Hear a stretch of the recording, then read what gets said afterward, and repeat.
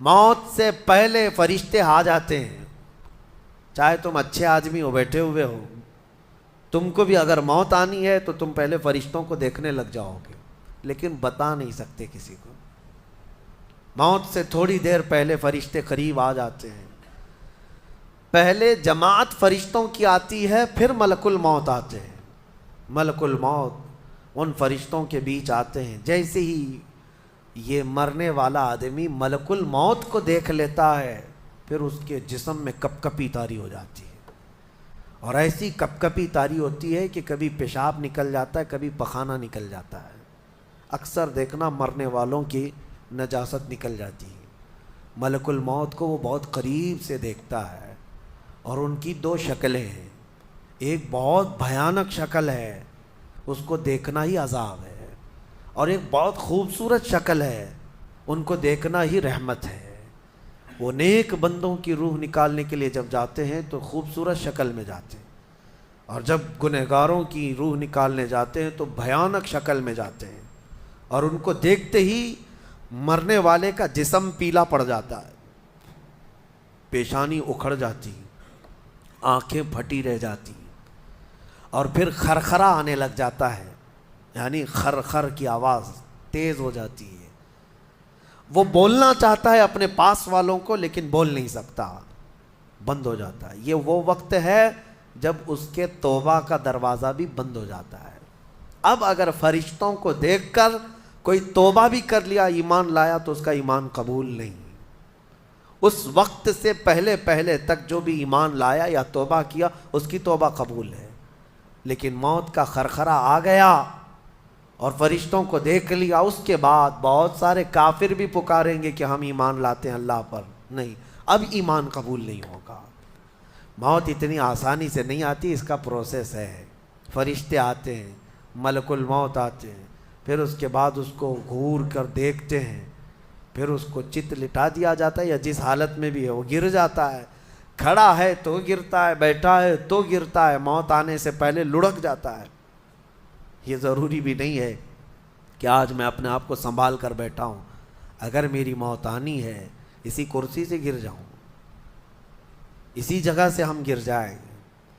اور اس کے بعد ملک الموت روح کھینچنا شروع کرتے ہیں. پیروں کے ناخنوں سے لے کر، ہاتھوں کے ناخنوں سے لے کر، اس کے جسم کے ہر حصے سے لے کر ناک تک کھینچتے ہوئے لاتے ہیں. اور اس کے بعد جب پوری روح نکل جاتی ہے، وہ لے کر کے چلتے رہتے ہیں، اور مردہ ان کو جاتے ہوئے دیکھتا رہتا ہے. آنکھیں سب سے لاسٹ میں کھلی رہتی. کسی بھی مرنے والے کی آنکھیں بند نہیں رہتی، کھلی رہتی، وہ دیکھتا رہتا ہے. اسی لیے حدیث پاک میں ہے، جب کسی کی روح نکل جائے تو سب سے پہلے تم اس کی آنکھیں بند کر دو. ہمیں بند کرنا ہوتا ہے، اور اس کے بعد منہ بھی کھلا رہ جاتا ہے، منہ اوپن رہ جاتا ہے. فرمایا گیا منہ کو دبا کر بند کر دو. یہ سب نشانیاں ہیں میرے عزیزوں موت کی سختیوں کی. آپ کو پتہ ہے جب رسول کریم صلی اللہ تعالیٰ علیہ وسلم کی وفات آئی، اللہ اکبر، نزع کا عالم اتنا سخت تھا کہ بار بار حضور اکرم صلی اللہ علیہ وسلم کو پورے پانی کے مٹکے انڈیل دیے جا رہے تھے. 3 مٹکے حضور پر انڈیل دیے گئے موت سے پہلے. اور حضور اس کے بعد تھوڑا آرام محسوس کرتے، اور پھر شدت کا بخار. اور وہ آخری وقت تھا جب حضرت فاطمہ آپ کے پاس آئی تھی. حضور نے ان کے کان میں بتا دیا، وہ رونے لگ گئی. کیا کہا تھا؟ حضرت فاطمہ کہتی ہیں حضور نے فرمایا، اے فاطمہ اب میں جا رہا ہوں، میرا آخری وقت ہے. پھر ایک دوسرے کان میں ان سے کہا، میرے خاندان میں سے سب سے پہلے تم مجھ سے ملنے والی. آج یوم فاطمہ بھی ہے، سیدہ کائنات کا آج یوم وصال ہے، 4 رمضان المبارک. تو رسول کریم صلی اللہ تعالیٰ علیہ وسلم حضرت عائشہ صدیقہ کے سینے سے سر لگا کر لیٹے ہوئے تھے. حضرت عائشہ فرماتی ہیں، سنو، مجھے پتہ ہی نہیں تھا. حضور حضرت عائشہ سے زیادہ محبت کرتے تھے، اسی لیے آخر وقت میں حضرت عائشہ کے ہی حجرے میں رہنے لگے، باقی دوسری بیویوں کیا نہیں جاتے. حضرت عائشہ کہتی، میں حضور اکرم صلی اللہ تعالیٰ علیہ وسلم کو کبھی مسواک دے رہی، کبھی پانی کے چھڑکاؤ کر رہی. تھوڑی دیر کے بعد حضور اکرم صلی اللہ تعالیٰ علیہ وسلم لیٹے لیٹے اسی طرح رہ گئے۔ حضرت عائشہ کہتی ہے میرے سینے پر حضور کا سر تھا، وہ اتنا بھاری ہو گیا مجھے لگتا تھا کہ میری پسلیاں ٹوٹ جائیں گی۔ یہ حضرت عائشہ کہتی ہیں مجھے ایسا لگتا تھا کہ میری پسلیاں ٹوٹ جائیں گی۔ ہوا کیا تھا؟ حضرت عائشہ فرماتی ہیں دروازے پر جبرائیل امین آئے، روح نکلنے سے پہلے کی بات ہے۔ حضرت عائشہ فرماتی ہیں حضور کے پاس جبرائیل آخری بار آئے، وہ غمگین حالت میں آئے یا جس حالت میں ہو۔ حضرت رسول کریم صلی اللہ علیہ وسلم سے عرض کرنے لگے یا رسول اللہ، دروازے پر موت کا فرشتہ کھڑا ہے، آپ کی اجازت چاہتا ہے، اگر آپ اجازت دے دیں تو وہ آئے گا اور آپ کی روح پاک کو اللہ کے حضور لے جائے گا۔ اور یا رسول اللہ، آج سے پہلے اس فرشتے نے کسی سے اجازت نہیں لی اور قیامت تک کسی کی روح نکالنے کے لیے وہ اجازت لے گا بھی نہیں۔ یہ صرف رسول پاک کی خصوصیت تھی۔ حضور نے فرمایا آنے دو۔ ملک الموت آئے اور جب حضور کی اجازت سے روح نکالی تو حضرت عائشہ کہتی ہیں اتنا بھاری ہو گیا تھا سر کہ مجھے لگتا تھا کہ میری پسلیاں ٹوٹ جائیں گی سینے کی۔ اور اس کے بعد حضرت عائشہ فرماتی ہیں میں نے حضور کے سر مبارک کو نیچے کی طرف کیا، مجھے پتہ بھی نہیں تھا کہ حضور کا انتقال ہوا۔ میں حضور اکرم صلی اللہ علیہ وسلم سے باتیں کرنے میں مصروف تھی، اسی میں حضرت ابو بکر صدیق حجرے میں آئے، پوچھا عائشہ کیا حال ہے حضور کا؟ حضور اکرم صلی اللہ علیہ وسلم کو دیکھا حضرت ابو بکر نے اور پیشانی مبارکہ پر ہاتھ رکھا تو وہ بہت ٹھنڈی تھی، ماتھے کو بوسہ دیا اور ایک آہ بھری اور ایک جملہ کہا تھا یا رسول اللہ، ایک بار موت آنی تھی وہ آپ پر آ گئی، اب موت کی سختی اللہ دوبارہ کبھی آپ کو نہیں عطا کرے گا۔ موت کی سختی کیونکہ حضور کو انہوں نے دیکھا تھا، کئی دنوں سے تکلیف تھی، 13 دن تک حضور پاک صلی اللہ علیہ وسلم کو تکلیف تھی، 13 دن تک۔ حضرت ابو بکر کہتے ہیں یا رسول اللہ، اب موت کی سختی دوبارہ کبھی نہیں آئے گی، جو اللہ کا وعدہ تھا وہ پورا ہو گیا۔ پورا کھل کر کے رو بھی نہیں پا رہے تھے ابو بکر صدیق اور اپنے اندر دبا بھی نہیں پا رہے تھے۔ موت کی سختی انہوں نے دیکھا اور اس کے بعد کہا اے عائشہ کیا دیکھ رہی ہو، اللہ کے رسول ہم سے رخصت ہو چکے۔ پھر انہوں نے آ کر مسجد میں اعلان کیا اے لوگو، اللہ کے نبی کا انتقال ہو چکا۔ اب مجھے یہاں یہ بتانا ہے اگر موت سے کوئی بچ سکتا تھا تو سب سے پہلا نمبر تو رسول اللہ کا ہونا چاہیے تھا، کیونکہ اللہ کے سب سے محبوب نبی وہی ہیں۔ جب رسول پاک صلی اللہ تعالیٰ علیہ وسلم کو بھی موت آئی تو میاں ہمارا اور تمہارا شمار نہیں، چاہے 100 سال زندگی مل جائے لیکن مرنا ضروری ہے۔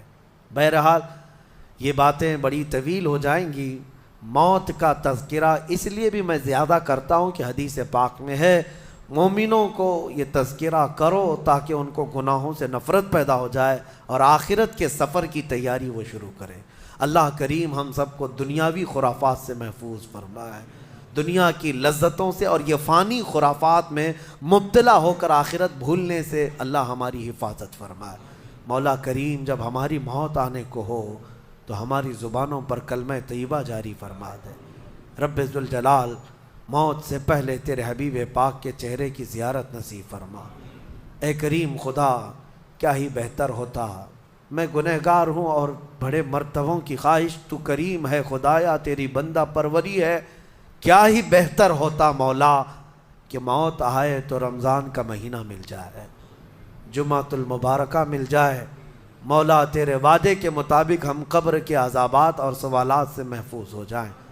اے اللہ، آج کی اس تفسیر پاک میں تیری جلال و جبروت اور تیری عزت کا وسیلہ لیتے عرض کرتا ہوں، ہم میں سے جو رخصت ہو چکے ہیں، ہمارے آبا و اجداد، ہمارے باپ، ہماری مائیں، ہمارے رشتہ دار جو قبروں میں برسوں سے اب آرام کر رہے ہیں، اے اللہ تو اس رمضان کے صدقے ان کی مغفرت فرما دے۔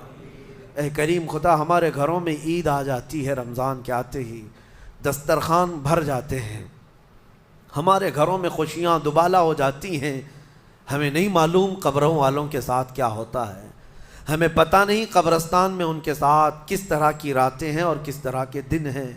اے کریم خدا، تو تجھے تیرے جلال و جبروت اور تیری عزت کی قسم، جو مومنین ہم سے رخصت ہوئے، ہمارا کسی بھی طرح کا ان سے تعلق رہا ہو، مولا اس عید سے پہلے ان کو جنتی خانے نعمت عطا فرما دے۔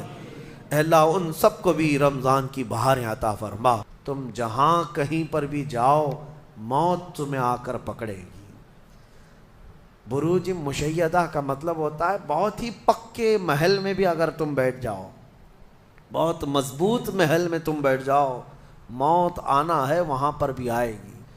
ہم نے دیکھا ہے بڑے بڑے محلات میں رہنے والے بھی، اور جنہوں نے آسمان چھوتی ہوئی عمارتیں بنائی وہ بھی موت کے ہتھے چڑھی گئے۔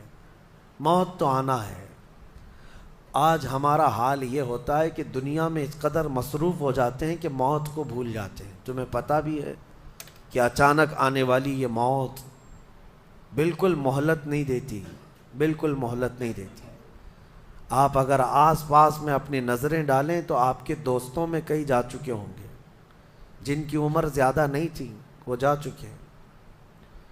موت کے لیے عمر کوئی متعین نہیں ہے کہ بڑھاپے میں آئے گی یا بیماری سے آئے گی۔ اچھے لوگوں کو بھی موت آ جاتی ہے، چلتے پھرتے لوگوں کا جنازہ آ جاتا ہے، کسی کے لیے بھی کوئی وقت معین نہیں۔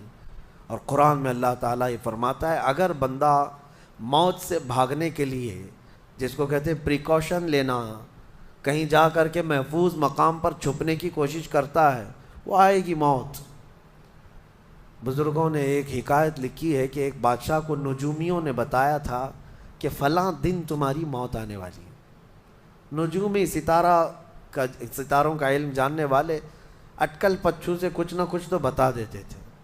تو اس بادشاہ کو نجومیوں نے جب دن بتایا، اس دن اس نے کیا کیا، ایک ایسا حجرہ، ایک کمرہ بنایا جس میں کوئی چیز آ ہی نہیں سکتی، کوئی چیز نہیں، صرف اس نے ایک سوراخ رکھا ہوا کے لیے، اور اس میں سے مچھر بھی نہ آ سکے، مکھی بھی نہ آ سکے۔ اس حجرے کے اندر وہ چلا گیا۔ وہ پورا دن اس کو تھا کہ میں موت کو چکما دے دوں گا۔ اور نجومیوں نے یہ بتایا تھا کہ بچھو کے ڈنک مارنے سے تمہاری موت آئے گی۔ اس نے کہا بس مجھے بچھو سے بچنا ہے، بچھو نہ آنے پائے ایسا میں پورا انتظام کر لوں گا۔ اس نے پورا ایک راؤنڈ شیپ کا کمرہ بنایا اور اس میں اندر بند ہو گیا۔ لیکن اس کی ایک کمزوری یہ تھی کہ اس کا گھوڑا تھا، بہت بے حد اس کو عزیز تھا، وہ گھوڑے کو چھوڑ کر کبھی رہتا نہیں تھا۔ اس نے کہا مجھے اور میرے گھوڑے کو بند کر دو، آج موت کا دن ہے، اگر آج کے دن میں نے موت کو چکما دے دیا تو پھر ہمیشہ کی زندگی ہے، ٹائم اگر ٹل گیا تو پھر موت نہیں آئے گی۔ تو وہ اس نیت سے وہ روم کے اندر بند ہو گیا اور لوگوں سے کہا کہ کوئی مجھے نہ دروازہ کھولے اور نہ کسی کے لیے دروازہ کھولے، پورا دن گزرنے دو۔ دن گزرتا رہا، شام کا وقت قریب آیا، اس کے ساتھ تھا اس کا گھوڑا اور وہ کوئی نہیں۔ اتفاق دیکھیں، اللہ رب العزت کی طرف سے جو سبب بننا ہے وہ بنے گا۔ اس کے گھوڑے کو بہت تیز چھینک آئی اور اس کی چھینک سے، اس کی ناک سے بچھو نکلا اور اس بادشاہ کو ڈنک مارا اور وہیں اس کی موت ہو گئی۔ اینما تکونوا یدرککم الموت، اللہ نے فرمایا تم جہاں کہیں رہو موت آ کر پکڑ لے گی۔ ہمارے علاقے میں ایک ڈاکٹر تھے، وہ کارڈیالوجی تھے، ہارٹ کے اسپیشلسٹ تھے، اور ان کے ہاتھ میں بہت سارے ڈاکٹرز پریکٹس کر کر کے بڑے ماہر بنے، ہارٹ کے اسپیشل ڈاکٹر۔ اور یہ اخبار میں بھی بات آئی تھی۔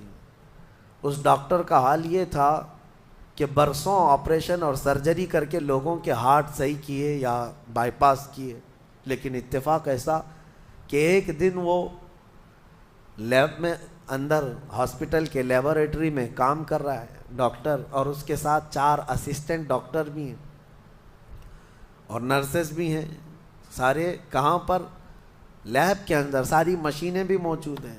اس ڈاکٹر کو وہیں پر ہارٹ اٹیک آیا، جو ہارٹ کا خود اسپیشلسٹ ہے، اور دوسرے ڈاکٹرز وہاں پر موجود بھی ہیں۔ انہوں نے اٹھایا، اسٹریچر پر ڈالا، آئی سی یو میں ہی تھے، لیب کے اندر موجود تھے، لیکن وہ چند منٹوں کے اندر ڈاکٹر کی موت ہو گئی، نہ کوئی ڈاکٹر بچا سکا، نہ اس کو دوا دی جا سکی۔ سب سے ماہر ہارٹ کا ڈاکٹر ہاسپٹل کے اندر، جو سب سے محفوظ جگہ ہو سکتی ہے بیماروں کے لیے، میاں ہمارے گھر میں کسی کو اٹیک آئے تو دوڑ کر کہاں لے جائیں گے؟ ہاسپٹل۔ اور جو خود کس کے پاس لے جائیں گے؟ ڈاکٹر کے پاس۔ جو خود ڈاکٹر ہے اور خود ہاسپٹل میں بیٹھا ہوا ہے، اس کو ہی اگر آ جائے، اور قریب میں ڈاکٹرز بھی موجود ہیں لیکن بچا نہ سکے، یہ رب ذوالجلال کا فرمان، جب وعدہ مکمل ہو جائے تو پھر کوئی طاقت تمہیں موت سے روک نہیں سکتی۔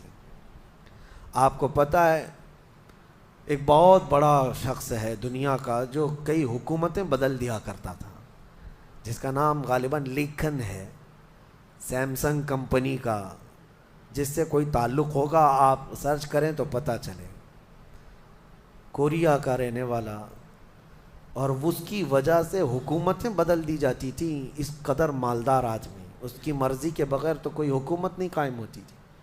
اتفاق ایسا ہی غالباً 2012 یا 11 کے آس پاس کی بات ہے، جہاں تک میرے علم میں چیز آئی، ایسی ایک بیماری میں مبتلا ہو گیا کہ کوما میں چلا گیا، اور اس کا بیٹا تھا ارب پتی، نہیں بلکہ اس سے بھی زیادہ، کئی ہزار کروڑ کا مالک۔ پوری دنیا بھر کے ڈاکٹرز کو بلایا گیا اس کو بستر سے اٹھانے کے لیے، لیکن کوئی ڈاکٹر نہیں اٹھا سکا۔ کروڑوں کی فیس لی ڈاکٹرز نے، ہر طرح کا علاج کیا، 4 سال تک وہ بستر پر لگا رہا، اس پر نہ جانے کتنی دولت خرچ ہوئی۔ اخیر میں ڈاکٹروں نے کہا، اربوں روپیے اس کے بستر سے اٹھانے کے لیے جنہوں نے خرچ کیا تھا، بیٹے نے خرچ کیا تھا، ڈاکٹروں نے اخیر میں ہاتھ اٹھا کر کہا، اب تیرے باپ کو کوئی نہیں کھڑا کر سکتا، اس کی موت آ چکی ہے، موت ہو گئی۔ میں یہ کہنا چاہتا ہوں، اللہ نے فرمایا تم مضبوط سے مضبوط محل کے اندر کیوں نہ ہو، موت آئے گی۔ مجھے بتاؤ، جس کے پاس دنیا کا اتنا مال پڑا ہوا ہو، وہ کیوں نہیں خرید سکا کوئی ایسی دوا جو اس کو بستر سے کھڑا کر سکے؟ یاد رکھیں میرے عزیزو، دنیا کی ساری چیزیں اسی کی دھری کی دھری رہ جائیں گی۔ جس وقت ہمارا بلاوا آ جائے، تم قریب میں لوگوں کو دیکھتے رہ جاؤ گے اور آنکھیں تمہاری کھلی رہ جائیں گی۔ اسی لیے میرے آقا صلی اللہ علیہ وسلم خود فرماتے ہیں، میں ایک سجدے میں جاتا ہوں تو مجھے اس بات کا یقین نہیں ہوتا کہ دوسرے سجدے تک میں زندہ رہوں گا۔ یہ سید الانبیاء فرما رہے ہیں، رسول رحمت فرما رہے ہیں۔ اور جس طرح سے آج ہم اپنی موت کو بھول بیٹھے ہیں، گناہوں کی کثرت ہو جاتی ہے، نفس غالب آ جاتا ہے، عیاشیاں شروع ہو جاتی ہیں۔ موت کا خوف ایسا ہے کہ خود میرے آقا نے فرمایا، سب سے بہترین نصیحت کرنے والا تمہاری زندگی میں اگر کوئی ہے تو موت ہے۔ لوگوں کے جنازے دیکھو اور ان کی بے بسی دیکھو، ان کی مجبوری دیکھو، اور اس کے بعد تم بھی محسوس کرو کہ تمہارے ساتھ بھی یہی کیفیت ہوگی۔ وہ چھوٹی سی قبر، وہ چھوٹی سی ایک ایسی قبر جس میں نہ چٹائی، نہ تکیا، نہ اوڑھنا، نہ بچھونا، اور ہاتھ چوڑے کرو تو قبر کی دیواریں لگنے لگ جائے، ہاتھ اٹھاؤ تو اوپر کی تختیاں لگنے لگ جائیں۔ ممبئی والوں کو تو اور بھی چھوٹی قبر ملتی ہے، یہاں تو اتنی چھوٹی ہے کہ ٹیمپرری کھودی جاتی ہے کہ 6 مہینے بعد پھر نکال دینا ہے۔ میرے عزیزوں، اس ایک چھوٹی سی قبر کے اندر تمہیں برسوں بتانا ہے، برسوں بتانا ہے، اس جسم کے ساتھ وہیں سونا ہے۔ کبھی میں سوچتا ہوں، ہماری آنکھیں اگر بند ہو جائیں اور ہمیں پتہ چلے کہ باہر فلاں فلاں چیزیں ہو رہی ہیں اور ہم کھولنا چاہیں نہیں کھلتی تو بے چینی ہونے لگ جاتی ہے، گھبراہٹ سی ہونے لگتی ہے۔ قبر میں یہی حال ہوگا کہ تمہارے اطراف ہونے والے سارے معاملات تمہیں پتہ ہوں گے، حتیٰ کہ حضور فرماتے ہیں قبرستان میں چلنے والے کے پیروں کی آواز تک تم سنو گے۔ مردہ سنتا ہے، سلام تو دور کی بات ہے، پیروں کے چلنے کی آواز بھی سنتا ہے، اور جب سنتا ہے سارے معاملات لیکن آ نہیں سکتا باہر، کسی کو کچھ کہہ نہیں سکتا، بول نہیں سکتا۔ کیسی بے چینی ہوگی، وہ کیسی گھبراہٹ ہوگی۔ بڑے بڑے اولیاء اکرام، حتیٰ کہ سیدنا عثمان ابن عفان رضی اللہ تعالیٰ عنہ، داماد رسول، امیر المومنین، خلیفہ رسول، جب رات کے وقت مصلی پر کھڑے ہوتے اور قبر کی کوئی آیت تلاوت کرتے تو اتنا روتے تھے کہ ان کا مصلی آنسوؤں سے بھیگ جاتا تھا. صبح ان کے مصلی کو نچوڑ کر سکھایا جاتا تھا. لوگ ان سے پوچھتے آپ قبر کے متعلق اتنا خوف زدہ کیوں ہو جاتے ہیں؟ مرنا تو سب کو ہے. حضرت عثمان غنی فرماتے یہ ہماری پہلی منزل ہے، اگر یہ نکل گئی تو ساری منزلیں آسان ہیں. اینما تکونوا یدرککم الموت، اللہ فرماتا ہے. اور کئی جگہ قرآن میں یہ آیتیں آئی ہیں میرے عزیزوں. جانا ہم سب کو ہے، بہت تھوڑے ہی دنوں کے بعد آخرت کے سفر کی طرف رواں دواں ہیں. اسی لیے کسی بزرگ نے سچ کہا کہ دنیا میں جتنے راستے ہیں یہ لکھا تو جاتا ہے یہ راستہ فلاں شہر جا رہا ہے، فلاں شہر جا رہا ہے. حقیقت تو یہ ہے کہ سارے راستے قبرستان جا رہے ہیں، وہیں جا کر اینڈ ہوتے ہیں. ممبئی سے پونا جا رہا ہے راستہ، پونا سے بنگلور جا رہا ہے راستہ. بورڈ تو لکھے ہوئے ہیں لیکن اہل تصوف یہ کہتے ہیں یہ تمہاری خام خیالی ہے، لیکن جس راستے پر بھی چلو گے اخیر وہ راستہ تمہیں قبرستان ہی پہنچائے گا. تمہاری زندگی وہیں جا کر اینڈ ہونے ہے. اسی لیے میرے عزیزوں ہمیں زیادہ دنیا میں اتنا پھیلانے کی ضرورت نہیں. آخرت کے سفر کی طرف تیاری بھی ہو. میں یہ نہیں کہتا کہ کمانا نہیں چاہیے، کمائیں، گھر بنائیں، رزق کا حصول، معاش کا حصول سب کے لیے ضروری ہے، لیکن ساتھ میں یہ فکر غالب رہے ہمارے ذہن میں کہ مجھے سب چھوڑ کر جانا ضروری ہے. جب تک تمہارے ذہن میں یہ بات آتی رہے گی میرا آخرت کا سفر باقی ہے، تو ہوگا یہ کہ تم دنیا تو کماتے رہو گے لیکن اپنے مولا سے غافل کبھی نہیں ہوگے. غافل کبھی نہیں. میں وہ زندگی کی بات کر رہا ہوں. آپ جاؤ فیکٹری میں جاؤ، کسی کمپنی میں جاؤ، کسی بزنس میں جاؤ، کسی جاب میں جاؤ، آپ کی دنیا ہے، آپ گھر بناؤ، لیکن ذہن میں اتنی بات رہے کہ میرا مولا مجھے ایک نہ ایک دن بلانے والا ہے. جب یہ فکر رہے گی تو آپ کی نمازیں بھی غائب نہیں ہوں گی، آپ کی آخرت کی یاد. اسی لیے میرے آقا نے فرمایا قبرستان جایا کرو. بعض لوگ یہ کہتے ہیں نا قبروں پر جانا شرک یا بدعت. خود میرے آقا صلی اللہ علیہ وسلم نے فرمایا فزوروا، قبروں کی زیارت کرو. کیوں؟ فإنها تذکر الآخرہ، اس لیے کہ وہ تمہیں آخرت کی یاد دلاتی ہیں. مولا علی کرم اللہ وجہہ الکریم قبرستان جاتے. حضرت سعید ابن مسیب ایک تابعی ہیں، حضرت علی کے ساتھ قبرستان گئے تھے. حضرت علی نے زور سے سلام کیا قبر والوں کو اور پھر پوچھا ہے قبروں والوں کیا حال ہے تمہارے؟ اور اس کے بعد پھر حضرت علی روتے کھڑے ہوئے، آنسو بہنے لگے. حضرت سعید ابن مسیب کہتے ہیں مولا علی سے کیا آپ قبروں والوں سے بات کر رہے ہیں، وہ آپ کی سن رہے ہیں یا آپ سے وہ کچھ جواب دے رہے ہیں؟ حضرت علی کرم اللہ وجہہ الکریم نے فرمایا ہاں، اگر تم سنتے ان کی باتیں تو رو پڑتے.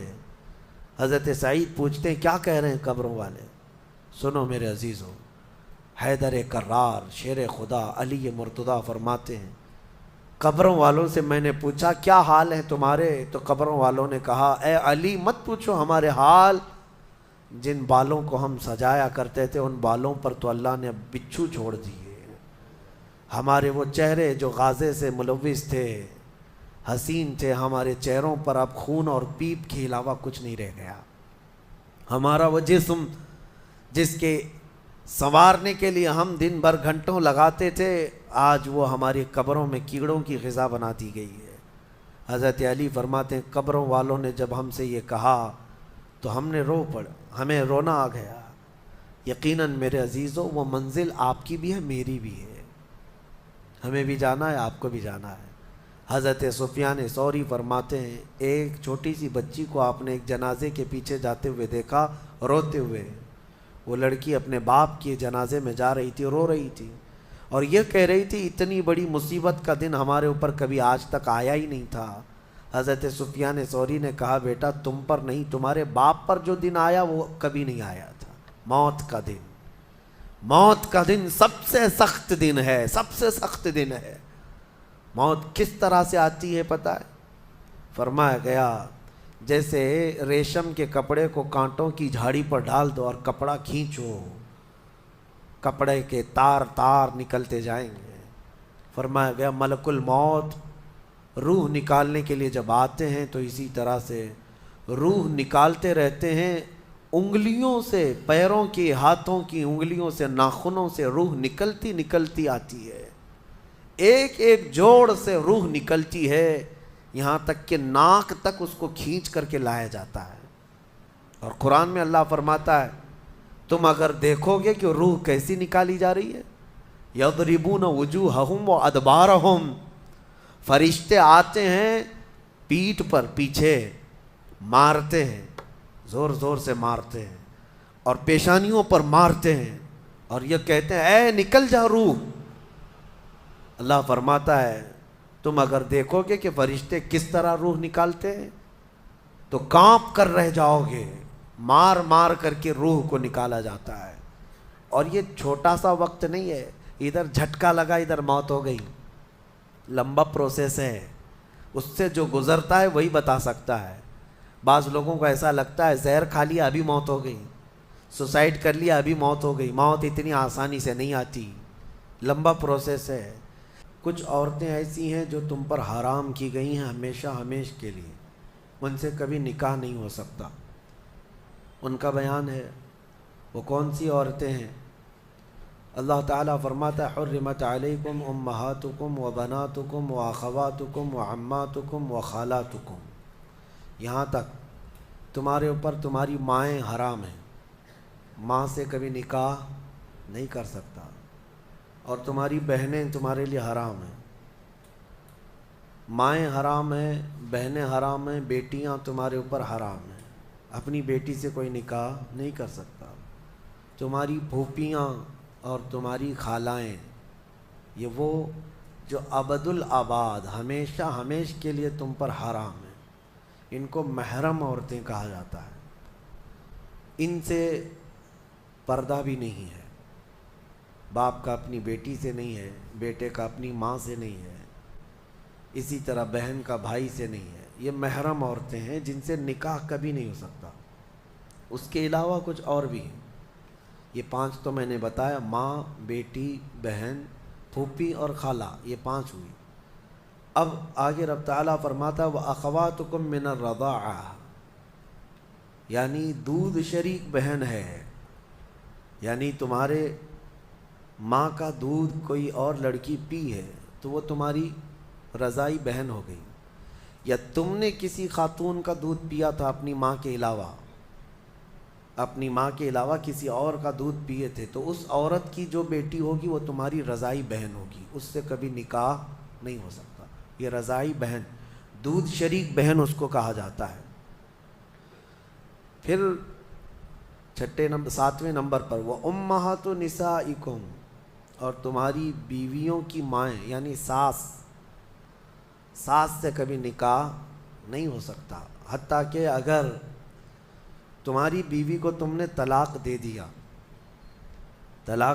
ختم ہو گئی، یا پھر انتقال بھی ہو گیا بیوی کا، تب بھی اس بیوی کی ماں سے کبھی نکاح تمہارا جائز نہیں ہے، وہ ماں کے درجے میں ہو گئی، کیونکہ ماں اور بیٹی کو نکاح میں جمع کرنا جائز نہیں ہے۔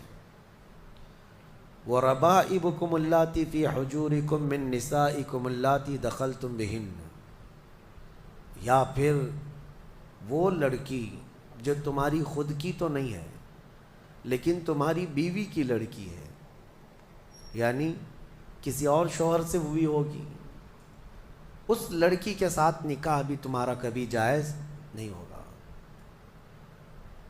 اور پھر آگے 2 بہنوں کا ایک نکاح میں جمع کرنا، یہ بھی سخت حرام ہے، یعنی ایک عورت سے نکاح کیا تھا اور اسی عورت کی بہن سے دوبارہ ایک ہی نکاح میں شریک کر لیا، زندگی دونوں بہنوں کے ساتھ گزار رہا ہے، تو وہ سخت گناہ کبیرہ میں مبتلا ہے، حرام ہے، زنا ہے، نکاح ہوگا ہی نہیں، نکاح نہیں ہوگا۔ دوسری بہن کے ساتھ جو اس نے نکاح کیا وہ نکاح منعقد ہی نہیں ہوا، اس نے اس کے ساتھ زنا کیا۔ تو یہ عورتیں ذہن میں رہیں۔ بعض لوگ پھر ہم سے یہ بھی سوال کرتے ہیں چاچا کی بیٹی سے، ماموں کی بیٹی سے، پھوپھی کی بیٹی سے نکاح جائز ہے یا نہیں؟ تو ہندوؤں کے ہاں کچھ چیزیں اس طرح کی مانی جاتی ہیں کہ ان کے ہاں چاچا کی بیٹی سے نکاح نہیں ہوتا، لیکن اسلام میں ایسا نہیں ہے۔ صرف تمہاری سگی بہن سے نکاح جائز نہیں، باقی جو تمہارے کزنس ہیں، یعنی چاچا کی بیٹی، پھوپھی کی بیٹی، ماموں کی بیٹی، خالہ کی بیٹی، ان سب سے نکاح جائز ہے، ان سب سے نکاح جائز ہے۔ بسا اوقات ایسا بھی ہوتا ہے، میں آپ کو بتاؤں، مثال کے طور پر تمہارے ماموں کی نواسی ہے، آپ کے ماموں کی نواسی ہے، یعنی آپ کے ماموں کی بیٹی، ویسے دیکھا جائے تو رشتے میں تمہاری کیا لگتی ہے؟ وہ بھانجی، رشتے میں تمہاری بھانجی لگتی ہے۔ تو ظاہر سی بات ہے بہن کی بیٹی سے اور بھائی کی بیٹی سے بھی نکاح جائز نہیں ہے، سگی بھانجی اور سگی بھتیجی سے نکاح جائز نہیں۔ لیکن اگر اس طرح ماموں کی بیٹی بھانجی لگ رہی، اس سے نکاح جائز ہے۔ اسی طرح پھوپھی کی نواسی یا پوتی ہے، اس سے بھی تمہارا نکاح جائز ہے، وہ سگی بھانجی یا سگی بھتیجی نہیں ہے۔ تو یہ احکام مسلمانوں کو یاد ہونا چاہیے کہ کون سی عورتیں تمہارے لیے حلال ہیں اور کون سی عورتیں تمہارے لیے حرام ہیں۔ اب ان کے علاوہ جو عورتیں میں نے بتایا، یہاں جو عورتیں میں نے بتایا، ان عورتوں کے علاوہ جتنی بھی عورتیں ہیں جن سے نکاح تمہارا جائز ہے، ان سے پردہ بھی واجب ہے، یہ بات یاد رکھ لیں۔ جس سے تمہارا نکاح ہو سکتا ہے اس سے تمہارا پردہ کرنا بھی واجب ہے، یہ ہمیشہ ذہن میں رہے۔ محرم عورتوں سے صرف پردہ نہیں ہے، باقی غیر محرم جتنی بھی عورتیں ہیں، تمہاری چاچا کی بیٹیاں، تمہاری پھوپھی کی بیٹیاں، تمہارے ماموں اور خالہ کی بیٹیاں، جن سے تمہارا نکاح جائز ہے، ان سے پردہ بھی ضروری ہے، پردہ ضروری ہے۔ اور اسی میں شریعت کی پکڑ بھی ہے، اللہ تبارک و تعالیٰ کی بارگاہ میں اس کی پکڑ ہے۔ اب آگے آئیں، اللہ تبارک و تعالیٰ نے گھریلو احکام کے متعلق فرمایا الرجال قوامون علی النساء، مردوں کو ہم نے عورتوں پر حاکم بنایا ہے۔ حاکم کا مطلب یہ نہیں ہے کہ بیلچا لے کر کے اس کو ہانکتا رہے، یا پھر حاکم کا مطلب یہ بھی نہیں ہے کہ رسی اور ڈنڈا لے کر کے اس کے پیچھے پڑا رہے۔ حاکم کا مطلب یہ ہے کہ مرد کو معاش کی تمام ذمہ داریاں دی گئی ہیں، گھر چلانا، گھر کا خرچہ لانا، یہ مرد کی ذمہ داری ہے، اور گھر گرہستی جو اندر کے معاملات سنبھالنا یہ عورت کے کام ہے۔ اگرچہ آج زمانے میں بدل گیا، کچھ مرد گھر میں بیٹھے ہیں اور عورتیں کام پہ ہیں، انہوں نے فطرت قانون کا بدل لیا ہے۔ اب یہاں پر کچھ لوگ یہ سوال بھی کرتے ہیں کیا عورت کا کمانے کے لیے نکلنا جائز ہے یا نہیں ہے؟ اس سلسلے میں آپ کو بتا دوں، عورت اگر شریعت کی پابندیاں کرتی ہے اور حدود شرع میں رہ کر کے کوئی جاب اس کو لگتی ہے یا کوئی کام کرتی ہے تو بالکل اس کے لیے جائز ہے، کوئی حرج نہیں۔ عورت کا کمانا اسلام میں کہیں پر بھی یہ نہیں کہا گیا کہ ناجائز ہے، جائز ہے، لیکن اس کے شریعت کے جو تقاضے ہیں اگر وہ پورا کر سکتی ہے تو دونوں کو ساتھ میں لے کر کے چلنا چاہے تو چل سکتی ہے۔ لیکن اللہ نے جو قرآن میں فرمایا مردوں کو عورتوں پر حاکم بنایا گیا، مردوں کو عورتوں پر حاکم بنایا گیا، اور اسی سے آپ کو یہ سمجھ میں آ جانا چاہیے کہ آپ کے لیے نان و نفقہ لانا، گھر بنانا، گھر کے اخراجات لانا یہ مردوں پر ہے۔ کچھ بیچارے بھیکاری لوگ ہیں جو عورتوں کے اوپر اس قدر ظالم بن کر کے بیٹھے ہوتے ہیں کہ وہ سارا خرچہ سسرال سے ہی چاہتے ہیں کہ عورت کا جو مائکہ ہے یا اس کا مرد کا جو سسرال ہے وہیں سے وہ سب کچھ لانا چاہتے ہیں۔ اور ہمارے ہاں شادیوں میں بھی یہی رواج بہت زیادہ ہے، بہت سارے لوگ شادی اس لیے بھی کرتے ہیں کہ بہت زیادہ جہیز لائے گی عورت، بائک لائے گی، کار لائے گی، اسی لالچ میں شادی کرتے ہیں۔ میرے عزیزوں، مرد اللہ نے تمہیں بنایا ہے، تم اپنے ہاتھوں سے کماؤ اور عورت کو کھلاؤ، ایک صدقے کا ثواب ہے۔ اور نہیں کر سکتے تو جہیز کیوں مانگتے ہو؟ مسجد کے باہر کھٹوری لے کے بیٹھ جاؤ، روز آنے جانے والے کچھ نہ کچھ ڈالیں گے، وہ اور زیادہ بن جائے گا۔ بات سیدھی سی ہے، کچھ لوگ آفیشیل طریقے سے مانگتے ہیں اور کچھ لوگ اندر میز کے اندر سے مانگتے ہیں، دونوں مانگنے والے ایک ہی ہیں، بھکاری ہیں۔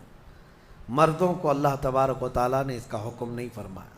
عرب میں جا کر کے دیکھیں، شادی کرنے کے لیے جب ہم وہاں یہ کہتے ہیں کہ ہندوستان میں عورت جہیز لاتی ہے، عورت کا باپ کپڑے بھی دیتا ہے، پیسہ بھی دیتا ہے، تو وہ اچھل جاتے ہیں، کیا ایسا بھی ہوتا ہے؟ ہم کو لے چلو، ہمیں وہاں سے شادی کروا دو۔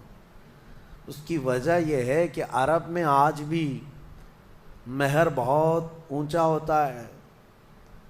صرف سعودی کا مہر 50,000 ریال عام عورتیں مانگتی ہیں۔ عام عورتیں 50,000 ریال کی بات کر رہا ہوں، تقریباً وہ 11-12 لاکھ روپے ہو جاتے ہیں۔ تو نارمل مہر جو ہے یہ رکھا جاتا ہے۔ پھر مرد کے اوپر یہ ضروری ہوتا ہے وہ اپنے باپ کے گھر میں نہ لے جائے شادی کر کے، خود کا گھر ہو تو شادی کر۔ یہ سارے وہاں پر ضروریات رکھے گئے۔ بہرحال ہمارے ہاں اگرچہ یہ دوسری قوموں سے رواج آ گیا ہے، لیکن آپ کو بدلنے کی ضرورت ہے۔ کم از کم آپ اپنا نیا گھر نہیں بنا سکتے، بہت کچھ نہیں کر سکتے، تو کم از کم ان گھروں والوں سے، عورت والوں سے مانگنا تو بند کر دو۔ جتنا آپ کے پاس ہے اسی میں خوش رہو۔ اور اللہ کا وعدہ ہے قرآن میں کہ اگر تم فقیر بھی ہو تو اللہ اپنے فضل سے غنی بنا دے گا، غنی بنا دے گا۔ اب ایک اور آیت اس میں آئی ہے، اللہ تعالیٰ فرماتا ہے جب شوہر اور بیوی کے درمیان اختلاف ہو جائے، جھگڑے زیادہ ہو جائیں، تو اللہ نے فرمایا ادھر سے ایک آدمی ادھر سے ایک آدمی آئے، فَبَعَثُوا حَكَمًا مِّنْ أَهْلِهِ وَحَكَمًا مِّنْ أَهْلِهَا إِن يُرِيدَا إِصْلَاحًا۔ اگر وہ لوگ اصلاح چاہتے ہیں تو دونوں کی طرف سے ایک ایک آئے اور بیٹھے۔ اللہ فرماتا يُوَفِّقِ اللَّهُ بَيْنَهُمَا، اللہ ان دونوں کے درمیان پھر سے اتفاق پیدا فرمائے گا۔ اصلاح کی نیت ہونی چاہیے، لیکن مشورہ میرا یہ ہے کہ دونوں طرف کی ساسوں کو نہ لایا جائے۔ ہاں، نہ لڑکی کی اماں کو لایا جائے نہ لڑکی کی اماں کو لایا جائے، فیصلے بگڑ جاتے ہیں۔ کیونکہ برسوں سے ہم نے بھی دیکھا ہے بہت سارے گھروں کو توڑنے میں ان لوگوں کا ہاتھ رہتا ہے۔ ہونا تو یہ چاہیے کہ ماں اپنی بیٹی کو ہمت دے کہ ساری مصیبتیں آتی رہتی ہیں، تکالیف آتی رہتی ہیں، تم آگے بڑھو، نہیں بلکہ وہاں تو وہ اڑنگا ڈال کر کھڑی رہتی ہیں، کیسے تو برداشت کرتی ہے، چھوڑ کر کے آ جا، کب تک پالے گی۔ قرآن کا حکم یہ ہے کہ دونوں کی طرف سے ایک ایک ذمہ دار جائیں۔ اگر اصلاح کی نیت ہے تو اللہ دونوں کے درمیان اتفاق پیدا فرمائے گا، دونوں کے درمیان اتفاق ہوگا۔